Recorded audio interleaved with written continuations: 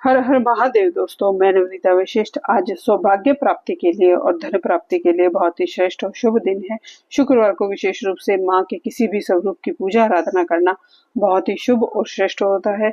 आज के दिन विशेष रूप से माँ की प्रिय वस्तु 8 कोई भी चीज आप चढ़ाएं और उन चीजों को माँ को अर्पण करें और बाद में उन सब को पूजा आराधना के बाद आपको जो रेड कपड़े पे आपको माता रानी की स्थापना करनी है और माँ को उनकी 8 प्रिय वस्तु चढ़ानी है। ये 8 प्रिय वस्तु माँ के भोग भी हो सकते हैं, फूल और जो भी माँ की जो प्रिय वस्तु हैं वो भी हो सकती हैं। इन सब को आप माँ अष्टलक्ष्मी के स्वरूप की जो नाम है, माँ के अष्टलक्ष्मी स्वरूप के जो नाम है, जैसे वीर लक्ष्मी, आद्य लक्ष्मी, ऐश्वर्य लक्ष्मी, संतान लक्ष्मी, धन लक्ष्मी, धान्य लक्ष्मी, विजय लक्ष्मी और संतान लक्ष्मी, साम्राज्य लक्ष्मी, ये सब जो माँ के नाम हैं, इन सब नामों के साथ आप एक एक चीज माँ को अर्पण करें।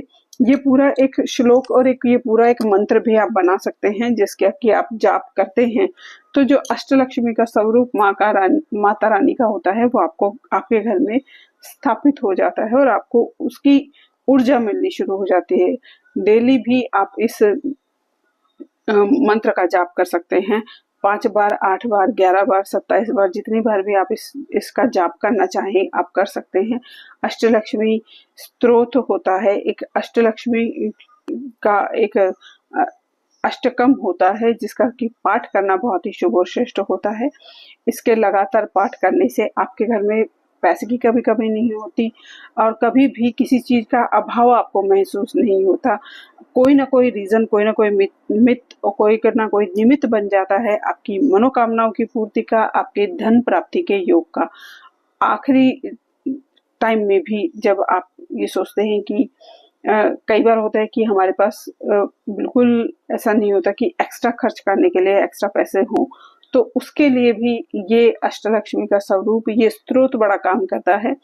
ट्राई टेस्टेड ये उपाय है। लगातार आप इसकी 5 आवर्ती 8 आवर्ती करते हैं तो आपकी जो भी मनोकामना है, जो भी डिजायर आपकी है वो फ्रूटफुल होनी शुरू हो जाती है। और अगर आप लगातार 40 दिन 41 दिन का कोई अनुष्ठान टाइप का करते हैं तो वो भी बहुत ही श्रेष्ठ और शुभ फल देता है।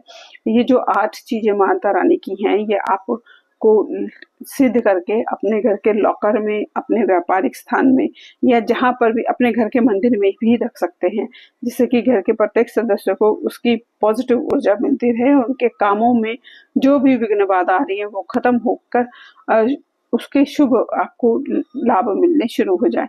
तो जो भी उपाय करें भाव से करें, विश्वास से करें।